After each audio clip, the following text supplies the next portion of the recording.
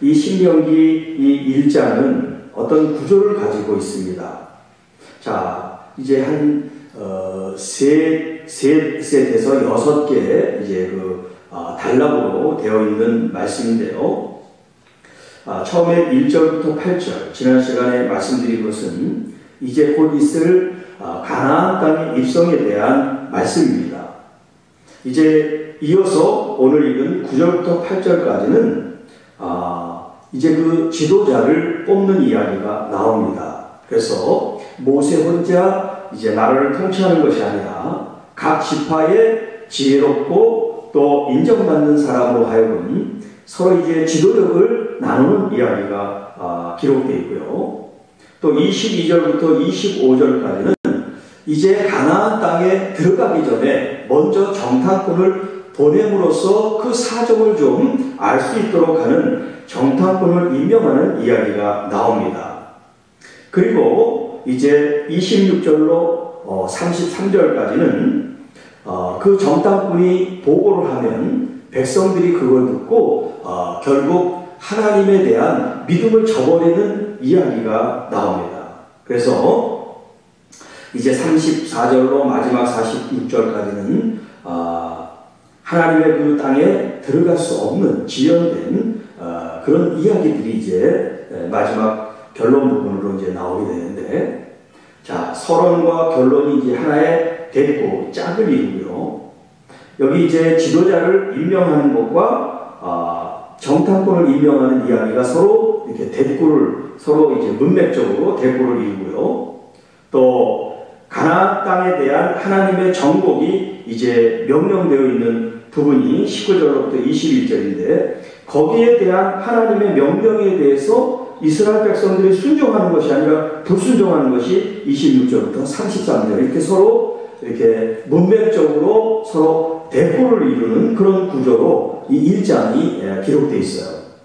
지난 시간에는 이 신명기 1장 그 전반에 대한 그 서론적인 이해에 대한 얘기를 좀 나눴습니다. 이제 오늘부터는 구체적으로 우리가 그 1장, 2장, 3장 하기 우리가 새벽기도로 사도행전을 신명기를 하기 전에 이야기를 좀 이 수요일 기도 시간에 나눈다고 제가 지난 시간에 말씀을 드렸습니다. 자, 오늘 이 본문 9절부터 33절에 있는 이 말씀 전체 그 제목을 우리를 안으시는 하나님, 이렇게 품으시고 안으시는 그런 본문이 이제 이따가 본문에 나오는데, 그 하나님에 대한 말씀을 같이 한번 나누도록 하겠습니다. 자, 9절 보면 그때 내가 너희에게 말하여 이르기를 나는 홀로 너희의 짐을 질 수 없도다. 자, 이제 모세가 이스라엘 백성들을 이제 이끌어낼 때 모세가 그 많은 사람들을 다 관리하고 또 재판을 하는 것들을 이 모세 그 장인 이드로가 보게 되죠. 그래서 그 장인이 하나의 그 지혜를 이제 가지고 얘기를 해줍니다. 그 많은 사람들 중요한 것도 있고 중요하지 않은 것도 있을 텐데 다 모세 혼자 그런 일을 하게 되면 본인도 피곤하고 또 기다리는 사람들은 얼마나 시간적이며 그 여러 가지 많은 그 일들이 급한 일을 빨리 처리해야 되는데 순서에 따라서 한다면 효율적이지 않으니까 각 지파별로 중요한 문제, 중요하지 않은 문제 이런 것들을 좀 나눠가지고 지도자를 뽑아가지고 그 일을 하라는 그런 지혜로운 말을 하고 모세가 그것을 이제 수용하지요. 그래서 그 이야기를 이제 이스라엘 그 백성들에게 함으로써 지도자를 이제 선출하는 이야기가 오늘 9절부터 18절에 있습니다. 자, 간단하게 잠깐 보면 9절, 12절에 모세가 이런 표현을 합니다. 나는 홀로 너희의 짐을 질 수 없다. 그리고 12절에는요. 그런즉 나 홀로 어찌 능히 너희의 괴로운 일과 너희의 힘겨운 일과 너희의 다투는 일을 감당할 수 있으랴. 자, 나는 홀로라고 하는 그런 표현이 나오죠. 모세가 어떤 일을 회피하기 위해서 지금 이런 표현을 쓰는 것이 아니라 자기는 혼자인데 자기를 필요로 하는 사람은 너무나 많기 때문에 그 일을 감당하는데 이제 그 일을 나눠서 할 수 있는 사람이 필요하다는 그런 얘기를 지금 하고 있는 거예요. 그래서 13절에 보면 너희의 각 지파에서 지혜와 지식이 있는 인정받는 자를 택하라. 그러니까 모세가 선택하는 게 아니라 각 지파별로 그 지파에서 지혜와 지식이 있는 사람, 그리고 그렇게 인정받는 사람을 천거하고 추천해서 그 사람들을 그 지파의 수령 지도자로 삼을 수 있게 하는 거예요. 거기에 대해서 이제 일반 백성들이 그 말을 동의합니다. 14절에 뭐라 그럽니까? 당신의 말씀대로 하는 것이 좋다. 참 지혜로운 말이고 또 효율적인 말이고 또 모두가 다 수긍할 수 있는 그런 제안이기 때문에 서로 좋게 여기고 그 일을 이제 받아들이게 되었습니다. 그래서 15절에 보면 내가 너희 지파의 수령으로 지혜가 있고 인정받는 자를 취하여 너희의 수령을 선택. 각 지파 따라 천부장, 백부장, 50부장, 10부장, 조장을 삼아라. 그리고 그들로 하여금 이제 재판을 하게 하는 이야기예요. 자, 이제 천부장이라고 하는 것은 자기가 1000명의 사람들을 통솔하고 지도할 수 있는 능력 있는 그런 지도자를 천부장이라고 얘기하는 거죠. 백부장은 100명, 50명, 10명 이렇게 작은 단위로까지 사람을 나눴어요. 만약에 천부장만 쭉 있다 그러면 그 천부장이 1000명의 그 이야기를 또 다 듣고 문제를 해결하는 그런 어려움이 또 있을 텐데 이거를 세부적으로 100명, 50명, 10명, 그 다음에 조장 이렇게까지 사람들을 세분화시킨단 말이에요. 그러니까 밑에서부터 이제 문제가 위로 올라오겠죠. 가장 최소 단위에 있는 그 10명이라든지 이런 작은 단위에서 문제가 해결되지 않으면 그 위 50부장, 100부장, 1000부장 그리고 더 안 되는 것은 모세에게 이렇게 하나의 계급은 아니지만 이런 시스템을 만들어서 서로 지도력을 이 모세가 나누고 있는 것을 우리에게 보여주고 있습니다. 영어로 이것을 인파워링이라고 합니다. 책임을 쥐인권을 이렇게 양도하고 서로 책임을 분담하게 하는 이 일이 인파워링이라고 하는데 이 인파워링이 민주적인 거죠. 자기 혼자 독재하는 것이 아니라 서로 힘을 분산하고 힘을 균등하게 가져서 그 힘으로 말미암아 일을 효율적이고 또 그 효율적인 걸 가지고 공정한 재판을 할 수 있는 그런 지도력을 발휘하도록 이제 한 것이 오늘 본문에 나옵니다. 자, 이제 중요한 메시지가 17절에 있습니다. 재판은 하나님께 속한 것이다. 자, 물론 지도자를 뽑을 때 지혜도 있고 지식도 있고 또 그 그룹 가운데 인정을 받는 사람이 이제 선출이 돼서 지도자가 되는 건 당연하죠. 우리 이제 국회의원 선거도 오늘 했습니다만. 자, 그런데 그 사람이 자기 마음대로, 자기 식대로, 자기 소견대로 판결을 하고 정치를 하면 안 된다는 거예요. 자, 국회의원은 이제 국민들이 뽑아주잖아요. 그러니까 국민의 뜻을 가지고 그 소임을 다하는 게 국회의원이란 말이에요. 그런데 국민의 뜻은 저버리고 자기가 국회의원에 대해서 자기 생각과 자기 뜻대로 하면 이 잘못된 거죠. 대표성을 잃어버리는 거죠. 이게 나라도 그렇고 교회도 그렇습니다. 목회자가 됐든 어떤 교회 책임자, 리더가 됐든 이 리더는 자기 생각을 가지고 목회를 하거나 사역을 하는 것이 아니라 사람들의 그 대의랄까요? 전체의 그 의견과 생각을 가지고 이제 우리가 한 방향으로 나가는 거죠. 이것은 세상에서의 어떤 이치지요. 교회나 하나님 주신 사역은 이 세상 이치와 좀 다른 것은 여기 오늘 재판을 하나님께 속한 것처럼 보이지 않는 하나님이 우리를 위임해줬기 때문에 이 청지기들을 위임받은 사람은 우리의 뜻대로 하는 것이 아니라 하나님의 뜻을 대리하는 사람이죠.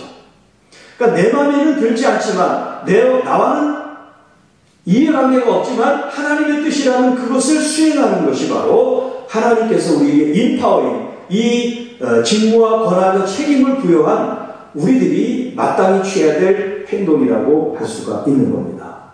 이스라엘 백성들 가운데 이렇게 리더, 지도자가 된 사람은 자기 마음대로, 자기 식대로 판단하고 재판하는 것이 아니라 하나님께서 하시는 것처럼 재판장 대신 하나님의 공의를 가지고 재판에 임해야 된다는 겁니다. 그게 모세가 됐든 1000부장, 100부장, 50부장, 10부장이 됐든 모든 지위를 하나님이 주셨기 때문에 그 지위를 하나님의 거룩한 뜻, 공의의 뜻에 맞게 해야 된다는 거예요.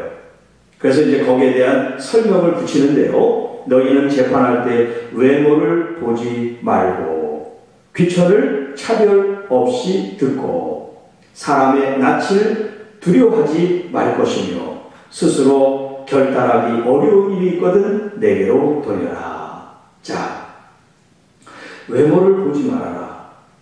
또 귀하고 천하다 차별 두지 말아라. 그리고 어떤 사람에 대해서 두려운 마음을 갖고 두려운 마음 때문에 그 사람에게 잘해준다는 게 이런 패단을 없애야 된다. 이런 허물과 실수 혹은 이런 왜곡된 일을 행하면 안 된다. 그런 주의를 주고 있습니다.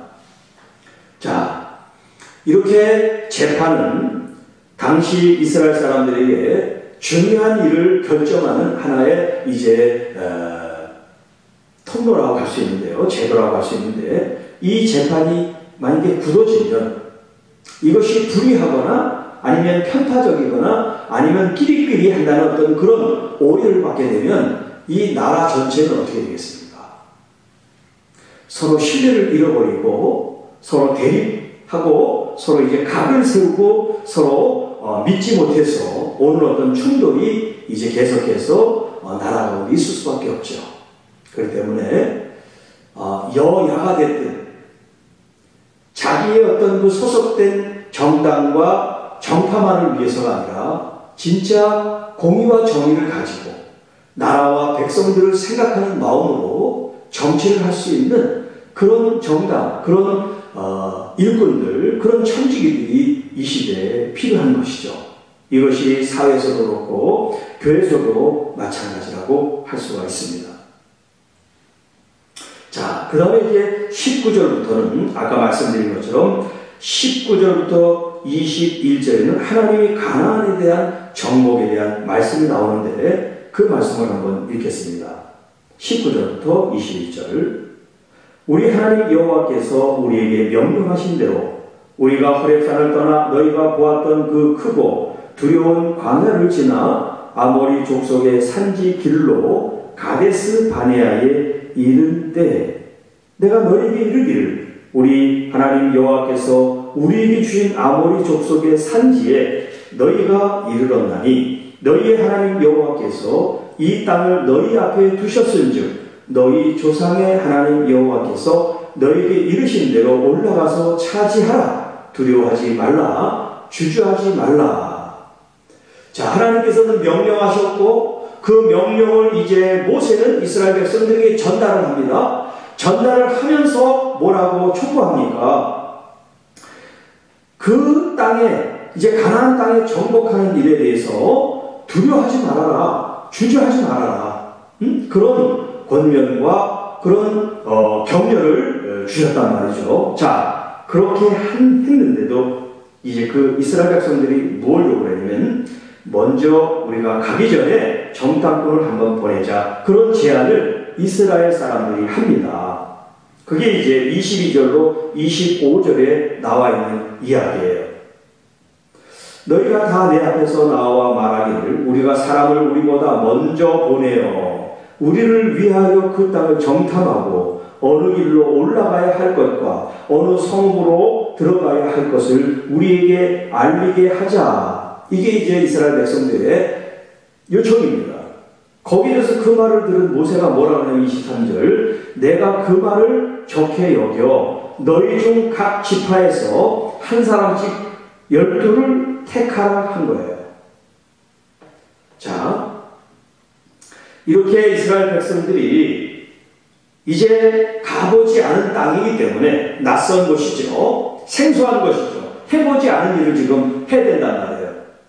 그러니까 각 지파에 한 사람씩 뽑아가지고 어디로 우리가 그 땅에 들어가야 될지, 그 땅은 어떤 구조로 되어 있는지 그걸 좀 미리 점검을 하고 오게 하자는 제안을 한 거란 말이에요. 거기에서 모세가 좋게 여기고 허락을 하고 각 지파에 한 사람씩 12를 이제 선출하게 됩니다.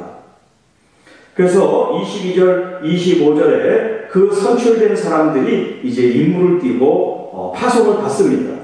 자, 25절입니다. 그 땅의 열매를 손에 가지고 우리에게로 돌아와서 이제 그들이 40일 동안을 정탐하는데, 이 본문에는 나와 있지 않지만 이제 출애굽기에 보면 40일 동안을 그들이 정탐을 했다고 나와요. 그리고 이제 돌아옵니다. 돌아올 때 그냥 돌아오지 않고 그 땅의 열매를 이제 가지고 옵니다. 포도송이 같은 게 얼마나 큰지 두 사람이 둘러맸다, 그런 표현이 있을 정도로 그 땅의 곡식이 풍부한 걸 이렇게 보여주는 거죠. 자, 우리에게로 돌아와서 우리에게 말하여 이르되 우리의 하나님 여호와께서 우리에게 주시는 땅이 좋더라. 정말 하나님께서 말씀하신 대로 적과 꿀이 흐르는 그런 너무 좋은 땅이고 또 그렇게 곡식이 잘 되는 그런 땅이다. 그렇게 하니까 이스라엘 백성도 서로 동의하고 좋다 막 그냥 박수를 쳤겠죠. 그런데 문제는 그 다음이에요. 26절. 자, 그 땅이 그렇게 좋다, 거기까지는 좋은데 그 다음이 이게 문제예요. 26절. 그러나 너희가 올라가기를 원하지 아니하고, 그 땅이 좋은데 좋으면 빨리 가서 정복을 해야 되는데 그러지를 못하는 거예요.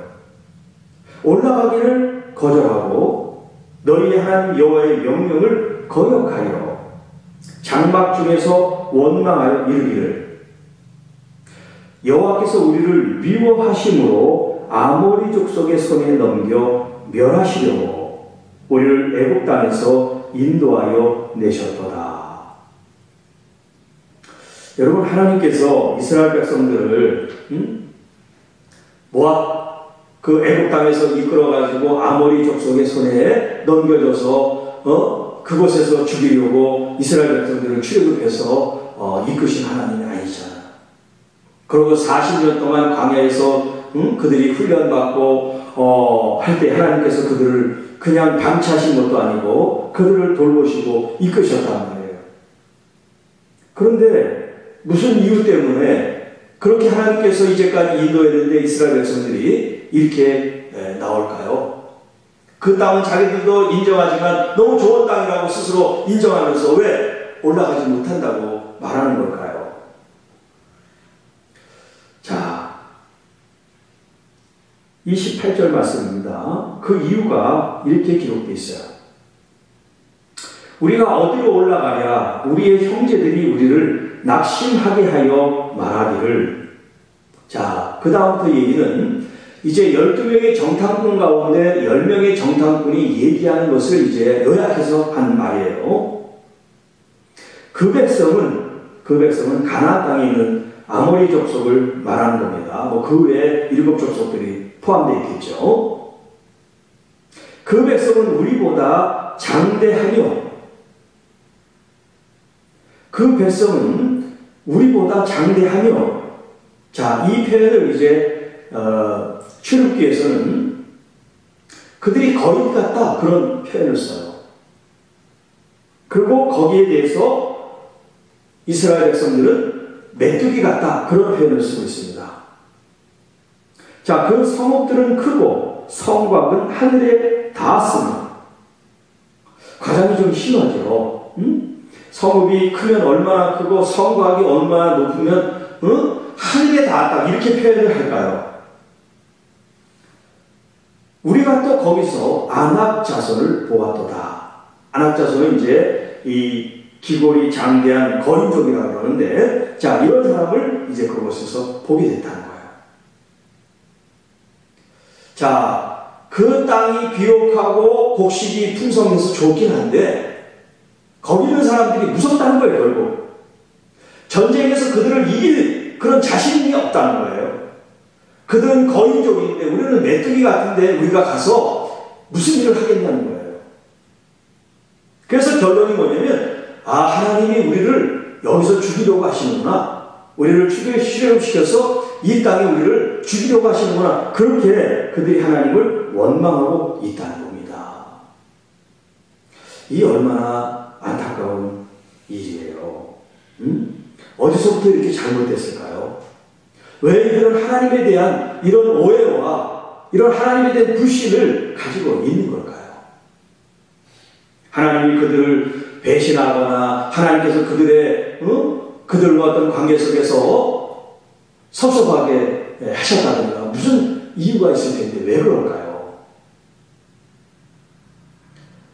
하나님 편에서 이런 이스라엘 백성들의 이런 오해와 원망이 너무나 억울하죠. 인간관계를 생각한다. 하나님은 한 번도 그들을 섭섭하게 하신 적이 없어요. 하나님은 한 번도 그들에게 오해를 살리를 하신 분이 아니라는 말이죠. 그런데 왜 그들이 하나님에 대해서 이런 평가를 하고 불평을 하고 원망을 하고 불신을 하고 올라가지 않는다고 결론을 진 걸까요? 자, 한마디로 얘기하면 그들은 하나님에 대한 믿음이 없었기 때문에 그래요. 누가 없었냐면 10명의 정탐꾼이에요. 왜냐하면 대다수 많은 사람들은 그 땅을 가보지 않았어요. 가본 사람들의 말을 믿고 지금 하나님께 이런 불신과 불평을 지금 하고 있는 거란 말이죠. 그러니까 그곳을 40일 동안 보고 와서 리포트, 보고하는 이 10사람의 이 눈, 관점, 이 불신의 눈, 이 불신적인 관점이 대다수 이스라엘 많은 사람들을 불신 속에 빠뜨리고 말았어요. 그래서 모세가 뭐라고 하냐면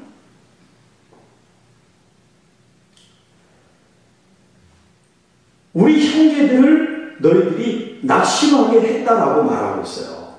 28절 그 시작에 이렇게 얘기하죠. 우리의 형제들이 우리를 낙심하게 하여 말하기를. 그러니까 어떻게 말하느냐에 따라서 사람들이 기가 죽어도 기가 사는 말이 되는 거고 어떤 사람은 기가 살아도 기가 죽는 말이 돼버리는 거예요. 그래서 말 한마디가 천냥빚을 갚는다는 그런 옛말이 있는 것처럼 여러분 이 사람들의 이 말이 이 리포트가 이 사람들을 다 방해해서 죽게 만든단 말이죠. 이 한마디야. 그러니까 이 한마디가 얼마나 중요한 말입니까? 여러분 말은 시가 되고 영향력을 끼치는데 이 말이 믿음의 말이었다면 믿음의 영향력을 끼치는 거예요. 생산적인 그런 능력을 끼치는 거예요. 그러니까 우리가 갖고 있는 믿음이 있는 사람은 믿음의 언어를 쓰게 돼 있어요. 어떤 환경, 어떤 어려움 속에서도 믿음의 눈이 열리는 거예요. 믿음의 관점이 시작되는 거예요. 뭐 4차원의 어떤 믿음 얘기를 하지 않아도 우리가 믿음이 있으면 이 믿음의 역사를 통해서 우리에게 있는 모든 장애가, 우리에게 있는 모든 어려움들이 하나님의 역사로 풀릴 수가 있는데 이 믿음이 아닌 불신의 눈이 딱 박히다 보니까 의심의 눈으로 보다 보니까 모든 것이 가로막히게 되고 모든 것이 적이 되고 모든 것이 어려움이 되고 모든 것이 장애물이 되어버리니까 거기에서 무슨 생산적이고 거기에 무슨 은혜롭고 거기에 무슨 발전하는 다음 스텝이 있겠습니까? 자, 너무나 안타까운 일이죠. 그들의 그 보고가 이스라엘 대부분 사람들을 낙심하게 했단 말이에요.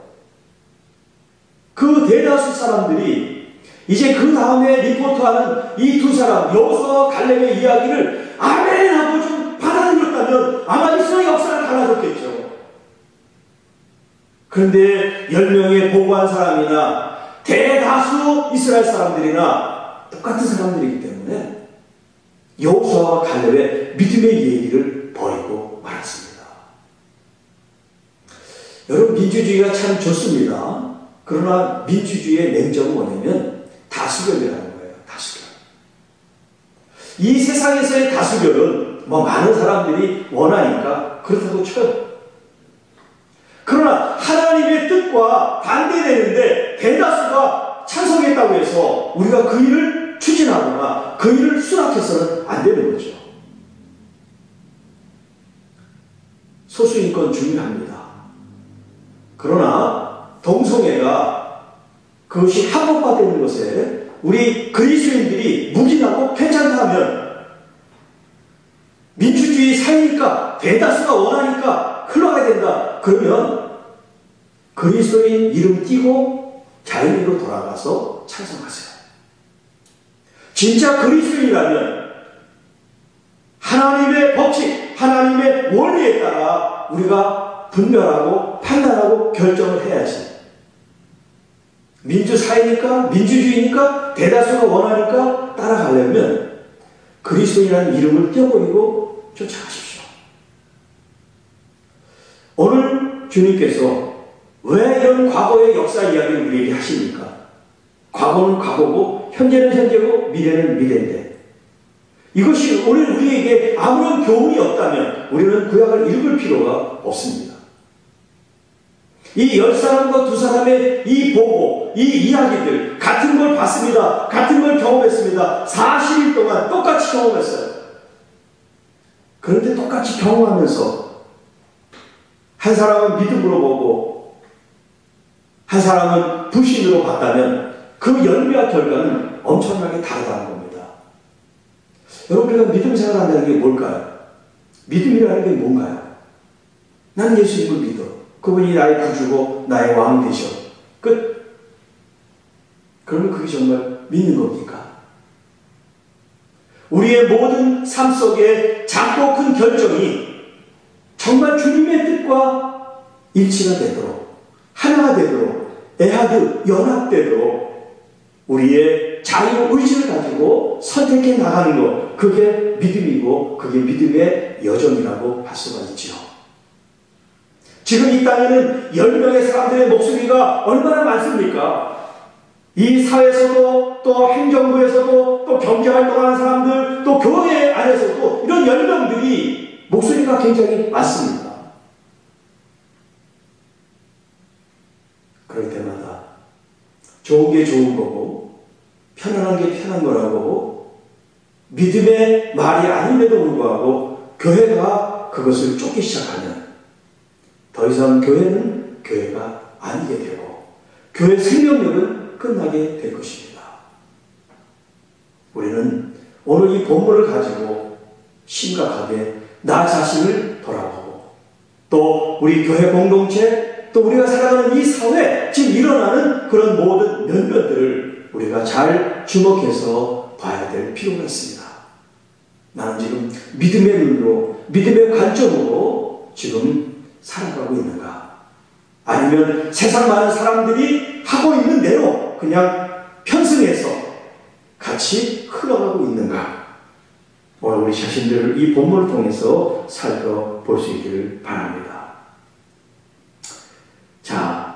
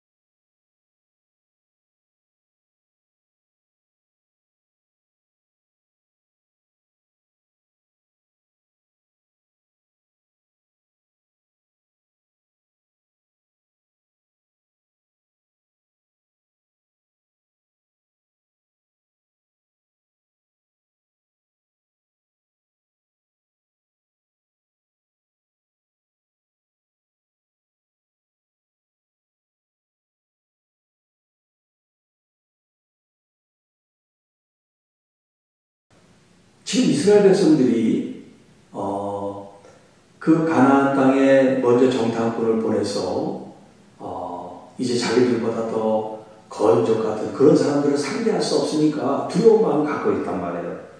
거기에 대해서 모세가 뭐라고 권면을 합니까? 하나님께서 너희보다 먼저 앞서 가신다. 그리고 그 하나님이 애굽에서 우리를 어떻게 이끌었는지 너희들이 경험하지 않았느냐. 그렇게 지금 이야기를 한 거예요. 그리고 지금도 너희를 위해서 하나님께서 싸우실 것인데 두려워할 필요가 없다. 지금 그렇게 얘기를 했다는 거예요. 그리고 31절 광야에서도 너희가 당하였거니와 사람이 자기의 아들을 안는 것 같이 너희의 하나님 여호와께서 너희가 걸어온 길에서 너희를 안으사 이곳까지 이르게 하셨느니라. 자, 그렇게 모세가 그 당시 이제 믿음이 아닌 불신의 마음으로 그 가나안 땅에 들어갈 수 없다고 말하고 생각한 사람들에게 지금 이런 메시지를 줬다는 거예요. 그런데 그들이 모세의 이 권면과 말씀을 받아들이지 않았다는 거예요. 자, 32절 이에 너희가 너희의 하나님 여호와를 믿지 아니하였느니라. 이스라엘 백성들이 출애굽하면서 하나님을 경험했습니다.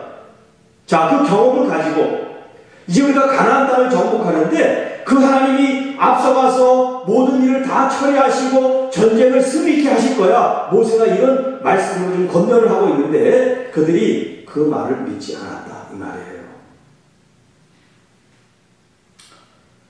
자, 이제 33절 모세의 결론입니다.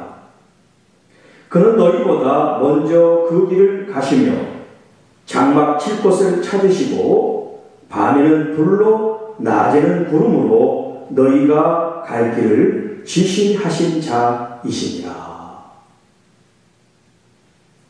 자, 이스라엘 백성들은 하나님을 믿지 않았지만 그 믿지 않는 이스라엘 백성들에 대해서 하나님은 어떤 분이냐? 지금 이 모세가 결론으로 얘기해 줍니다.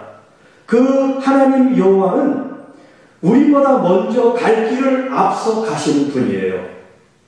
가야 될 길을 주님이 다 준비하고 예비하십니다. 뿐만 아니라 그 이스라엘 백성들이 이제 장막을 치고 수경을 할 그 장소까지 먼저 앞서가셔서 다 찾아놓으시고 준비하셔서 기다리시는 하나님이실 뿐만 아니라 밤에는 불기둥으로 낮에는 구름기둥으로 이스라엘 백성들이 가야 될 길을 주님이 친히 지시하시고 이끄시는 여호와 하나님이시다. 이런 지금 표현을 하고 있습니다. 그럼에도 불구하고 이스라엘 백성들은 믿지 않았다는 거예요. 자, 이것이 이제 이스라엘 백성들만의 문제일까요? 오늘 우리는 문제가 없습니까? 오늘 우리는 정말 하나님을 잘 신뢰하고 믿습니까? 스스로 한번 질문하실 수 있기를 바랍니다. 오늘 33절의 이 말씀을 여러분들이 마음 깊이 새겼으면 좋겠어요. 내가 믿는 하나님은 나에게 어떤 하나님이신지를 여러분들이 구체화시키는 겁니다. 성경의 말씀, 성경이 우리에게 계시한 하나님의 이 말씀을 붙잡고 나의 하나님을 여러분들이 좀 더 구체적으로 알았으면 좋겠습니다. 하나님은 먼 데 계셔서 우리를 이렇게 내려다보고 계신 하나님처럼 멀게만 느껴지는 하나님은 아니신가요? 아니면 다른 사람은 하나님이 잘 도와주시고 하나님이 역사를 금방하시는데 왜 나한테만 이렇게 던지시고 마치 나는 쳐다보지 않는 것처럼 이렇게 공허하고 힘들고 어려운 일만 계속해서 나에게 찾아오는 것일까? 그런 회의를 느끼는 분들이 계시지 않을까 하는 겁니다.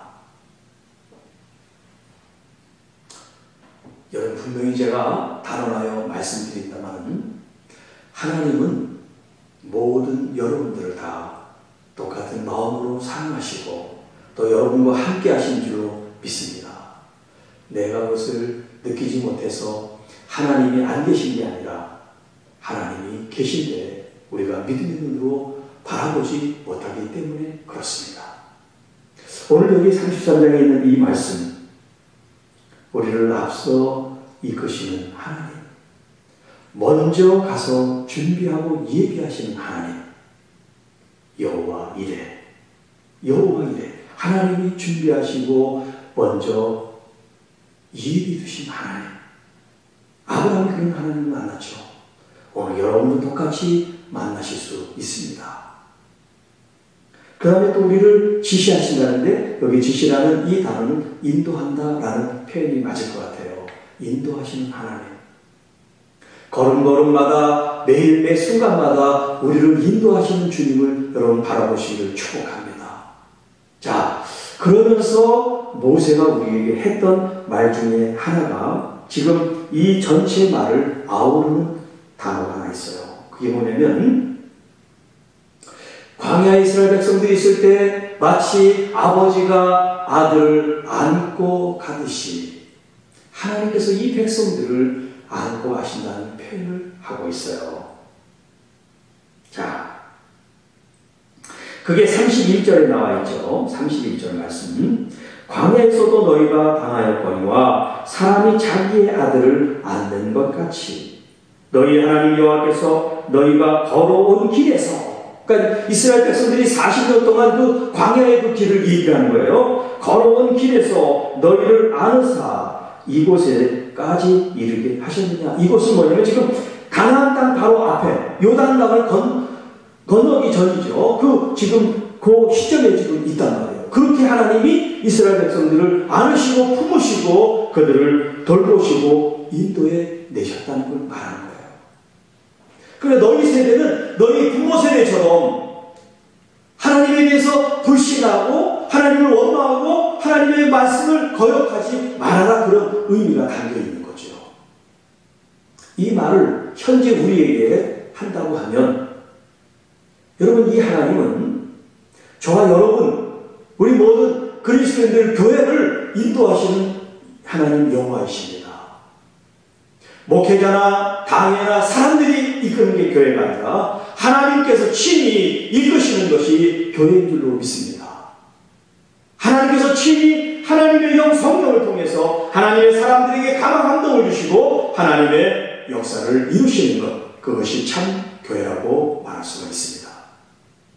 그런데 하나님은 먼 데 계신 하나님이 아니라 우리 가까이, 그것 얼마나 가까이냐면 심장과 심장이 서로 부딪히고 서로 만날 정도로 가깝게. 얼마나 가깝게? 아버지가 자기 아들을 안는 것처럼 그렇게 꼭 품에 안고 하나님은 이스라엘 백성들을 이끌어 주시듯이 오늘날 우리가 살아가는 이 척박하고 어렵고 힘든 이 여정 가운데 우리를 안고 가시는 하나님, 여러분, 그 하나님 얼마나 만나고 싶습니까? 여러분, 주님을 바라보십시오. 여러분이 어렵고 힘들고 괴로울 때일수록 멀리 계신 하나님, 왜 나를 보지 않으세요? 왜 나를 돌보지 않으세요? 그렇게 믿음 없는 단어와 생각을 가지고 주님을 바라보지 마시고, 환경은 전혀 바뀌지 않았을지라도 이제 언어를 바꾸시기 바랍니다. 마음을 바꾸시기 바랍니다. 관점을 바꾸시기 바랍니다. 아, 지금 나와 같이 계시군요. 이 외로움 속에, 이 아픔 속에, 이 갈등 속에, 이 답답함 속에, 이 억울함 속에 나와 함께 하시는군요. 감사합니다.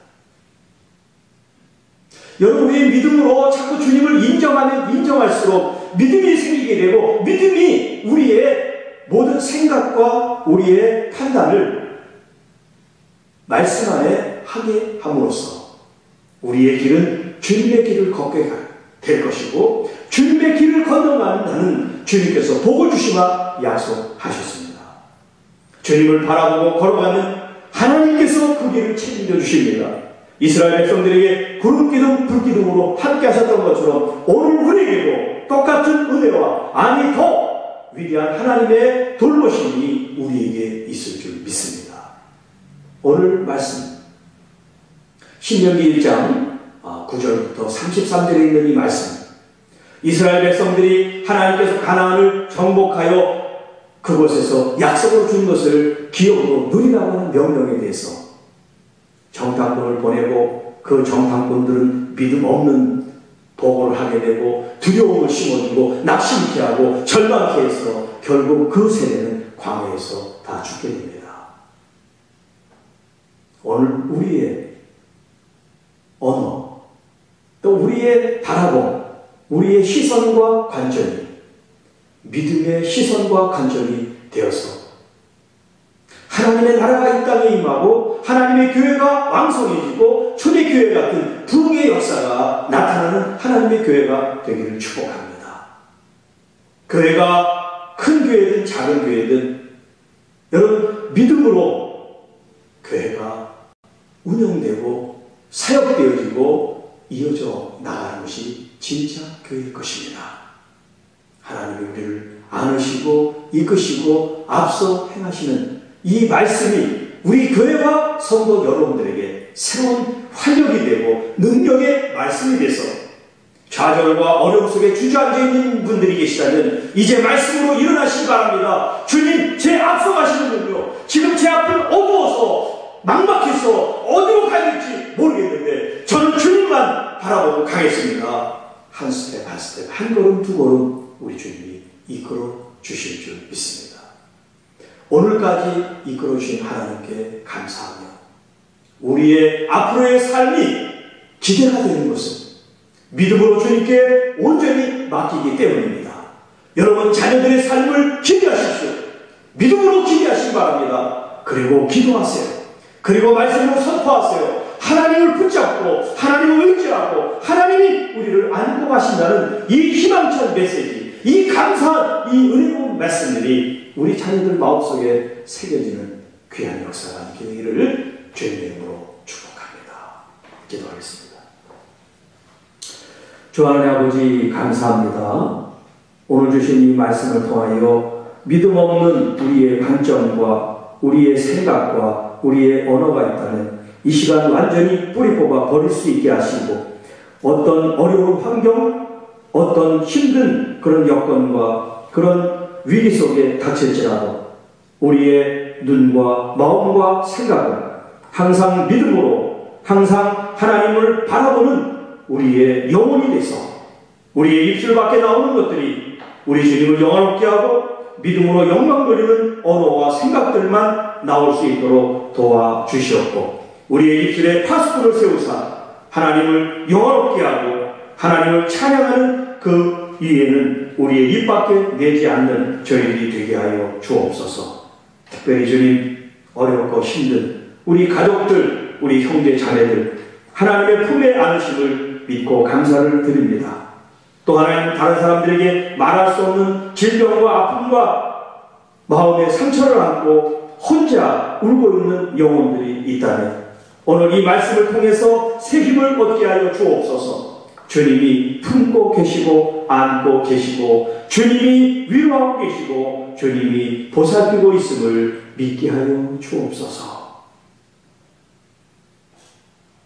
그래서 이 말씀이 생명이 되고 생명이 된 이 말씀으로 우리의 영혼이 더욱 잘 되어지고 더 잘 되어지도록 아버지 긍휼과 자비를 베풀어 주옵소서.